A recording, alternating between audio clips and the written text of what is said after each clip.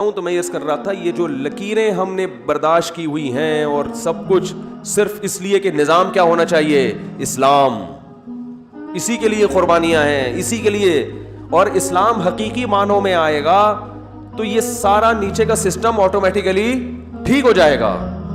آپ کو پتہ ہی نہیں چل رہا کہ آپ نے کرنا کیا ہے.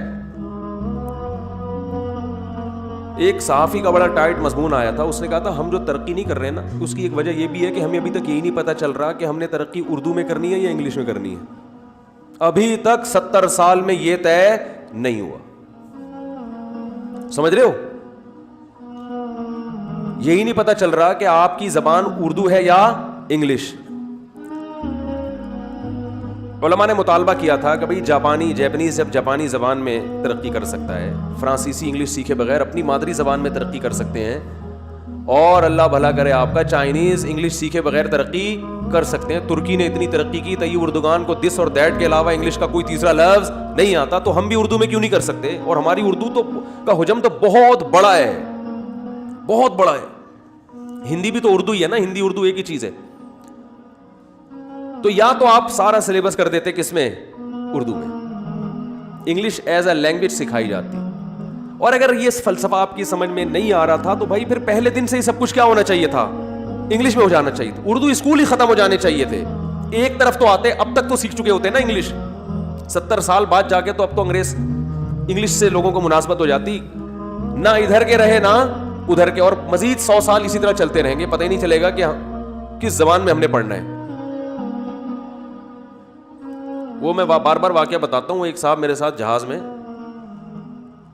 تو میں نے اردو اخبار منگوایا, ان کے لیے میں نے کہا یہ انگلش اردو پڑھیں, ان کو اردو نہیں آتی تھی. میں نے کہا چلیں یہ انگلش آپ پڑھ لے کر, انگلش بھی نہیں پڑھ سکتا. شکل سے پڑھے لکھے لگ رہے تھے. میں نے کہا یہ انگلش اخبار پڑھ لیں, آپ کہہ رہے ہیں یہ بھی نہیں. میں نے کہا کیوں؟ کہہ رہے ہیں انگلش اسکولوں میں پڑھا ہوں. تو میں نے کہا تو پھر آپ کو تو زیادہ پڑھنا چاہیے. کہہ رہے ہیں وہ اسکولوں کی پڑھائی کا آپ کو پتہ ہے, چونکہ شروع سے سب کچھ انگلش میں تھا تو اتنا مشکل تھا. انگلش تو اس لیے نہیں آئی, اردو اس لیے نہیں آئی کہ اردو اسکولوں میں ہی نہیں پڑھا ہم نے.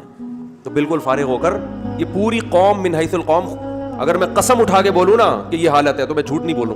میں قسم میں جھوٹا نہیں ہوں گا. چند ایک لوگوں کو ہم دیکھ رہے ہیں وہ فرفر انگلش بول رہے ہیں, وہ چند ایک ہیں. من حیث القوم بیڑا غرق ہو گیا ہے. اٹھا کے دیکھو, یہاں دیکھ لو کتنے لوگ بیٹھے ہوئے ہیں, نہ انگلش کے رہے نہ اردو کے رہے. اردو میں کسی کے سامنے صحیح اردو بولو اس کو سمجھ میں نہیں آ رہا ہوتا, اور انگلش تو ویسے ہی نہیں آ رہی. انگلش اخبار دیکھ لو کتنے نکلتے ہیں ہمارے ملک میں, اردو کے مقابلے میں بہت تھوڑا ریشو ہے ان کا. اور ان میں بھی بہت سے لوگ اس لیے گھر میں منگوائے ہوئے شو بازی کے لیے, سمجھ میں ان کے بھی نہیں آ رہا. بھائی ڈان اخبار آتا ہے, لوگ آئیں گے پڑھے لکھے لوگ ہیں. نظام تعلیم ہے یہ آپ کا, یہی فیصلہ نہیں ہو پا رہا کہ پڑھنا انگلش میں ہے یا اردو میں. تو اسی طرح میرے بھائی آج تک ہمارے حکمرانوں کو یہ سمجھ میں نہیں آ رہا کہ ہمارا آئین اسلام ہے یا غیر اسلام ہے. برٹش لا کو فالو کرنا ہے, امریکن لاز کو فالو کرنا ہے, یورپ کے قوانین کو فالو کرنا ہے, یا اسلام کو کرنا ہے. او بھائی ایک طرف ہو جاؤ. یہ نہیں ہوتا تو چلو پورے ادھر ہی چلے جاؤ اللہ کے بندو, ٹھیک ہے نا, پورے ادھر چلے جاؤ. کیونکہ درمیان میں کہیں بھی لٹک کے کچھ بھی نہیں ہو سکتا. درمیان میں لٹکے رہو گے کچھ بھی نہیں ہو سکتا. لٹکے ہوئے ہیں, دو تہذیبوں کا زبردست قسم کا ٹکراؤ ہو رہا ہے. ماں باپ پریشان ہوتے ہیں, بچے کو بنانا کیا تھا بن کیا رہا ہے بھائی. بنانا کیا تھا وہی ہے. میں کچھ بولتا ہوں بانسری سے نکلتا کچھ اور ہے. وہ بتاتا ہوں نا, ایک پاگل کے منہ میں بانسری آ گئی, وہ سمجھتا پائپ ہے. اس نے پائپ میں آواز ماری تو بولتا کچھ ہے, ادھر سے نکلتی سر ہے. تو کہہ رہا ہے یار عجیب بات ہے, میں کچھ اور بول رہا ہوں, یہ پائپ کچھ اور بول رہا ہے. تو خیر ہم اپنے اصل ٹاپک کی طرف آتے ہیں. بات دائیں بائیں بہت گھومتی ہے یار جمعے کے بیان میں, اتوار میں کون سا نہیں گھومتی, وہ بھی ویسے ہی ہو رہا ہوتا ہے. خیر